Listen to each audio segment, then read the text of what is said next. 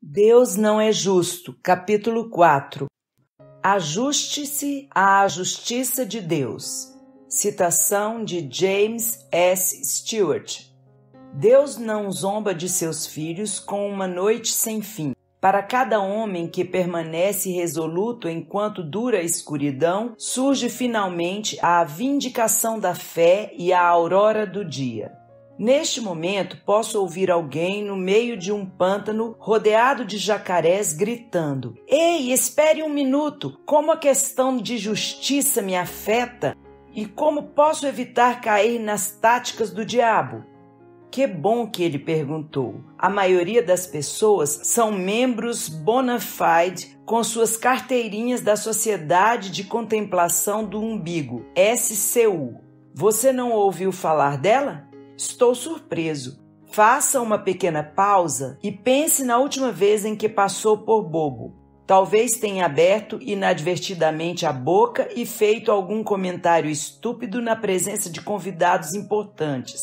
Você sentiu uma onda súbita de embaraço? Mais tarde, nessa mesma noite, remexeu-se de lá para cá no leito, enquanto o pequeno palco em seu cérebro repetia várias vezes a cena desagradável? Você chorou até adormecer? A semana seguinte ficou perdida por causa da preocupação periódica com esse evento particularmente mortificante? Quanto mais analisava, tanto mais deprimido se sentia. Você pode ter conseguido explicar as ramificações psicológicas brilhantemente, mas não houve meios de sair do círculo vicioso. Como um membro antigo e distinto da SCU, posso compreender. Veja bem, eu também sofri da paralisia da autoanálise.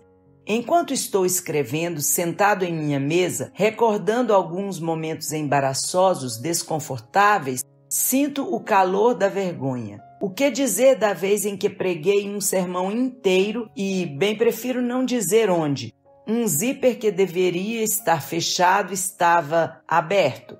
E a mensagem era tão boa. E a vez em que contei uma história de carecas para um homem careca. Ele tentou estrangular-me, ou quase. Ou a ocasião em que fui visitar um rapazinho que fora operado do apêndice e quando saí, sem pensar, bati com afeto no seu estômago, fazendo com que se dobrasse e gritasse de dor.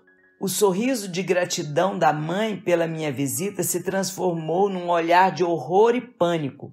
Em cada um desses episódios, eu sofri durante semanas como um membro oficial da SCU, deixando-me vencer periodicamente pela depressão e constrangimento extremo só de pensar nos eventos desconcertantes.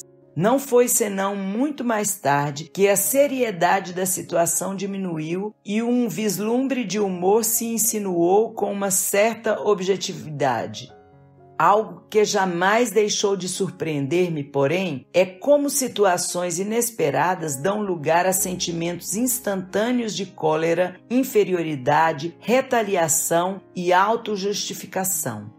Esses sentimentos podem ter ficado disfarçados num ambiente previsível, livre de pressão, mas em face do inesperado, ficamos impulsivamente à mercê das reações espasmódicas de nossas emoções. Primeiro, as más notícias. Nossos corações são enganosos e desesperadamente perversos. Deus sabe disso, a Bíblia confirma e nós manifestamos isso, mas ficamos grandemente surpresos quando a condição de nossos corações é revelada em momentos imprevistos. Trata-se de circunstâncias soberanamente designadas que não nos permitem o luxo de uma reação preparada de antemão. Reagimos insensatamente e depois passamos horas nos afligindo, perguntando por que perdemos o controle. A resposta é simples. A autoanálise cuidadosa pode oferecer uma explicação mais detalhada, mas quando toda a fumaça se esvai, vemos que o egoísmo e o orgulho disfarçados foram as causas de nossa reação. Quanto maior a provação, tanto mais intensa a dor. Quanto maior a dor, tanto mais tendemos a questionar o propósito de Deus. Deus, porém, não cai no trono em estado de choque quando gritamos com Ele. Ele pode enfrentar a linguagem abusiva e qualquer número de dedos sacudidos ameaçadoramente em sua direção. Ele compreende e aguarda com paciência até que tenhamos esgotado nosso show de desafio. Ele não se sente ameaçado. Sua atitude de amor não muda. Ele sabe que o departamento de queixas celestial estará sempre cheio de pessoas zangadas, clamando: Deus não é justo. Eu estive nessa fila há anos, gritando com Deus entre soluços. Meu jovem coração de 19 anos se partira com notícias devastadoras. A mensagem fora bem clara. Em termos decididos, minha namorada dissera: Joel, você vai ser um ótimo marido para alguma mulher, mas eu não sou essa mulher. Ela fizera sua comunicação com delicadeza e firmeza. Tudo o que eu consegui ouvir em meio às suas palavras escolhidas foi, porém, vá embora depressa da minha vida, você, seu lixo. Considere-se rejeitado. Você não vale nada. Nesse momento de verdade, fiquei perdido, procurando loucamente alguma razão e lógica em tudo. Nada podia consolar-me. Meu melhor amigo, Scott, não conseguiu ajudar. Estava desesperado. Sentia-me como um cãozinho indefeso, abatido depois de uma grande surra. Como seres humanos, somos criaturas frágeis, sempre a um fio de cabelo da insanidade. Todavia, ao mesmo tempo, paradoxalmente, somos obstinados e rebeldes. Cada novo nível de crescimento parece ser acompanhado de muito choro e ranger de dentes. Astutamente fincamos o pé no chão, tentando em desespero manter as zonas de conforto que estabelecemos com tamanha diligência. Nessas horas, Deus traz os peritos em demolição. Ele permite certas experiências que gentilmente nos fazem voar até o CEP espiritual seguinte.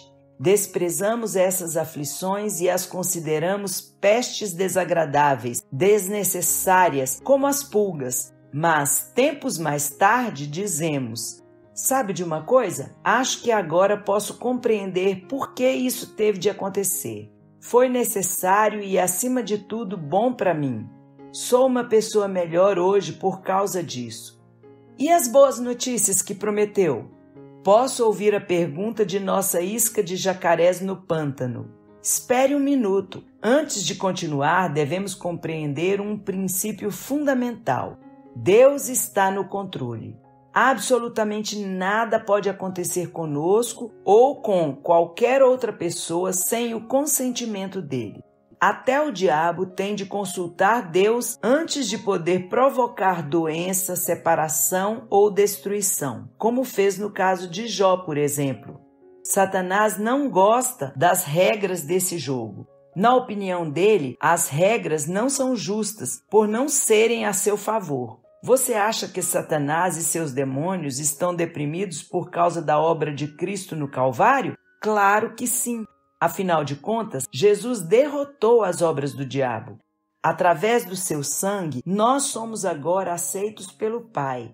A miséria gosta de companhia. Se não tivermos cuidado, Satanás fará com que nos sintamos exatamente como ele. Pensamos o que pensa e digamos o que ele diz sobre a falta de justiça de Deus.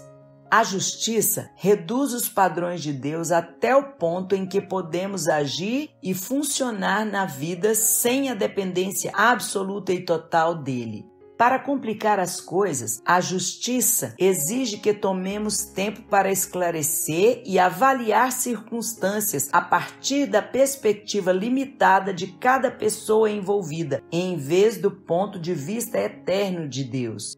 Como produto direto da filosofia humanista, a doutrina da justiça nos faz contemplar nossos umbigos e avaliar outros de uma perspectiva subjetiva. A justiça é incubada no inferno. A atitude do filho mais velho ilustra o foco da justiça na história contada por Jesus, geralmente conhecida como a parábola do filho pródigo. Lucas 15, 11 a 32. Quando voltava de outro dia de trabalho duro nos campos, ele ouviu sons de música e observou algumas pessoas dançando. Ao informar-se melhor, descobriu que toda aquela alegria era para festejar a volta do filho mais novo, rebelde, de um país distante, onde tivera uma vida cheia de vinho, mulheres e música. Sua reação imediata foi: olhem, isso não é justo. Todos esses anos segui o caminho estreito e reto. Sempre fui pontual e um trabalhador honesto, com uma vida pura e boa. Todavia, ninguém pensou em fazer uma festa para mim. Meu irmão menor age como um insensato. Foge de casa, gasta toda a sua herança e quando volta para casa, papai esvazia sua conta bancária para dar-lhe um tratamento real. O que é preciso fazer para ganhar alguma atenção por aqui? Agir mal? Sejam sinceros comigo. Isso parece justo para vocês? Desde que Deus não é justo, entendam a justiça. Qual a alternativa? Querem tocar o tambor por obséquio? Agora as boas notícias. Deus é, na verdade, misericordioso e justo. Satanás não quer que compreendamos e apliquemos esta verdade na vida diária. Deus é eternamente movido pela justiça. Por mais que o pecado impere na terra, a justiça de Deus prevalece. Os princípios de justiça são universais, sendo os mesmos no centro de um mercado movimentado em Xangai, como o são no canto mais escuro da cidade de Nova York. A sua justiça não é opcional e não conhece limites de tempo. Desde que Deus tem a primeira e a última palavra como Rei dos Reis e Senhor dos Senhores, os seres humanos que decidem não seguir os preceitos da sua justiça se envolvem em problemas sérios. Alguns talvez pareçam escapar das consequências enquanto se acham nesta terra, mas irão postar-se nus à frente dele no trono do juízo de Cristo. Ali, todas as coisas ocultas no coração serão tiradas das sombras das razões e desculpas humanas. A verdade dele prevalece. Nada escapará à justiça final de Deus. Deus sabe perfeitamente tudo. Ele conhece o foco da direção dos corações de cada pessoa que já viveu nesta nave espacial antiga chamada Terra. Ele tudo vê. Ele não tem favoritos. A justiça revela a verdadeira natureza amorosa de Deus e, ao mesmo tempo, revela a natureza rebelde do homem, que fica desse modo exposta. Assim sendo, a justiça estabelece a culpa quando os padrões de Deus em sua palavra são violados. Encontrei recentemente um exemplo da natureza da justiça de Deus enquanto estudava alguns versículos no livro de Apocalipse. Eu sempre acreditara que Deus derramava sua ira sobre os habitantes perversos só depois de perder completamente a calma. Nesse ponto, então, eu cria que Deus desencadeava a sua ira sobre os pecadores arrogantes quando não conseguia suportar mais a pressão. Puxa, como me surpreendi! Vamos ler alguns dos versículos que mostram a ira de Deus durante o período da tribulação. Os reis da terra disseram aos montes e aos rochedos: Caí sobre nós e escondei-nos da face daquele que se assenta no trono e da ira do Cordeiro, porque chegou o grande dia da ira deles. E quem é que pode suster-se? Apocalipse 6, 15 a 17. Compreendi melhor a justiça de Deus ao descobrir duas palavras principais na língua grega original que são traduzidas como ira no livro do Apocalipse. O termo thumos indica uma explosão turbulenta da ira ardente provocada por indignação interior. Esta palavra enfatiza uma agitação ou comoção fervente sujeita a aumentos súbitos no nível de emoção. Ela pode ser usada para descrever um indivíduo habitualmente ponderado, mas que pode perder a calma de maneira explosiva em determinadas conjunturas perturbadoras. O outro termo importante traduzido como ira em Apocalipse é orgê, que denota a ira no sentido de raiva e vingança. Isto sugere uma atitude mais permanente e estabelecida. Em resumo, thumos é a agitação das emoções, enquanto orgê é um hábito mental estabelecido. No livro de Apocalipse, orgê é sempre indicado quando se faz menção à ira de Deus. Isto revela um aspecto importante sobre a execução de sua justiça na maneira como trata com os seres criados. Ele sempre teve e sempre terá um ódio firme contra o pecado, aliado a um amor permanente pela retidão. Em outras palavras, Deus não perde a calma, nem toma vingança de um modo injusto, como um reflexo rotuliano. O ódio do mal esteve sempre e eternamente presente na natureza de Deus. Durante o período da tribulação, ele continua mantendo a mesma atitude estabelecida em relação ao pecado e à justiça que reteve através de todos os eventos da história humana, inclusive na maneira como tratou com Lúcifer antes de sua queda do céu. Ele funciona objetivamente, o que o capacita a fazer com que o sol brilhe sobre os maus e os bons a cada dia e a enviar a chuva tão necessária para a plantação dos justos e injustos. Mateus 5,45. Nenhum apelo mesclado com a lógica da justiça irá mudar sua atitude mental. A sua justiça permanece sem levar em conta a ética situacionista ou as circunstâncias atenuantes. A justiça tenta remover a culpa, geralmente zombando de princípios estabelecidos na palavra de Deus ou passando adiante a mesma. Ajo assim porque minha mãe me obrigou a comer mingau de aveia quando era pequeno. A justiça, porém, afirma que somos individualmente responsáveis pelas nossas atitudes interiores e comportamento exterior. Aceitar a responsabilidade é o primeiro passo gigantesco em direção à saúde mental, emocional e espiritual. É aqui que a misericórdia chega, cavalgando como nosso paladino em sua armadura brilhante. Através dos olhos da misericórdia, ele olha para além de nossas faltas e vê nossas necessidades pacientemente, considerando-nos como produtos acabados, mesmo enquanto estamos ainda sendo processados. A misericórdia é concedida àqueles que aceitam os padrões de retidão de Deus, mas imediatamente confessam sua incapacidade para alcançar esses padrões. Isto, porém, requer ajustes de nossa parte. Como gosto muitíssimo de esquiar morro abaixo, venho estudando a tecnologia mais recente em matéria de prendedores de esquis.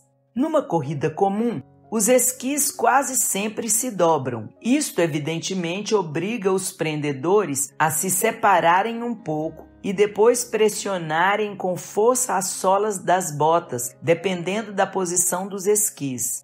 Em anos recentes, os prendedores foram desenhados para ajustar-se aos esquis, a fim de que a mesma pressão seja sempre aplicada contra as botas e protegendo assim melhor os ossos do esquiador.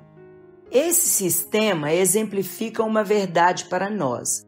Romanos 12:2 afirma que somos espiritualmente transformados quando nossas mentes se ajustam espiritualmente à maneira de pensar de Deus em meio a uma pressão extrema. Tal como quando um lar é destruído, ficamos decepcionados por causa de um desejo insatisfeito. O fracasso pessoal nos leva à paralisia da análise. A condicional é negada a um preso, um ente querido descobre que está nos últimos estágios de uma doença incurável, um carro bate acidentalmente num jovem promissor e este fica paralítico do pescoço para baixo, um alto executivo sofre um infarte, um filho ou filha adolescente mostra-se arrogantemente rebelde, a mulher descobre a infidelidade do marido, nossas finanças se descontrolam, ou quando uma mulher é estuprada. Nesses momentos de flexão severa, temos opções: 1. Enlouquecer. 2. Cometer suicídio. 3. ajustar-nos à maneira de pensar de Deus. Todas essas são situações da vida real que nos esmagam no pó, como formas amarrotadas de humanidade. No princípio, ficamos chocados, negamos que isso tivesse acontecido conosco, choramos até não poder mais. Motivados pela raiva, passamos a agredir aqueles que mais amamos, buscando freneticamente um significado em nossa dor. Quando toda força natural se acaba, somos de alguma forma introduzidos na presença augusta de Deus. Há uma comunicação gentil e doce com Ele.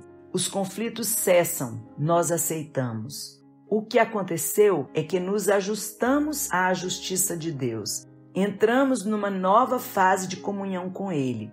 É preciso que tudo sempre aconteça assim dramaticamente? Não, mas muitas vezes é o que ocorre. Tudo depende de quão profundamente Deus decidiu atingir o fundo de nossos corações.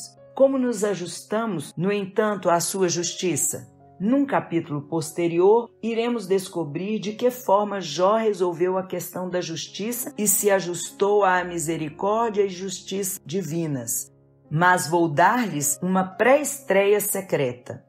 Depois de Jó ter sido controlado pelo grande poder de Deus, ele compreendeu como ele e seus problemas eram insignificantes e imediatamente tomou consciência de sua desesperada necessidade da misericórdia de Deus. Suas primeiras perguntas sobre a justiça de Deus não foram especificamente respondidas por ele.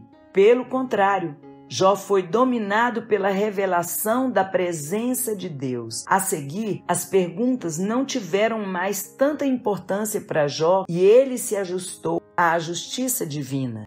Nada mudou, exceto a mente de Jó.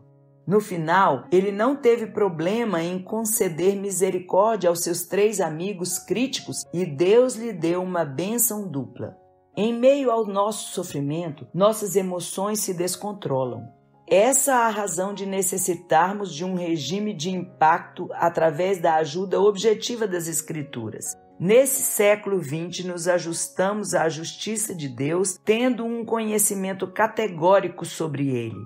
É também importante para nós compreender suas intenções a nosso respeito, porque quando estamos sofrendo, no geral, questionamos seus motivos e sua integridade. Alguém talvez diga: mas Deus é tão misterioso, ninguém pode saber realmente quem Ele é. Embora seja verdade que Deus é tão grande que nenhum pensamento humano pode contê-lo plenamente, temos a capacidade para conhecer Deus. Nossa responsabilidade é colocar o conhecimento que temos sobre Deus em nossa mente e depois pedir ao Espírito Santo que o torne uma realidade viva, tanto nos bons como nos maus momentos. Os seguintes atributos de Deus estão prontos para serem bombeados para o nosso tanque de pensamentos desde já. Preparado? 1. Deus sabe tudo. Atos 15:18. 2. Deus é santo. 1 Pedro 1:15-16. Ele lhe dá o poder para andar na luz. 3. Deus é amor.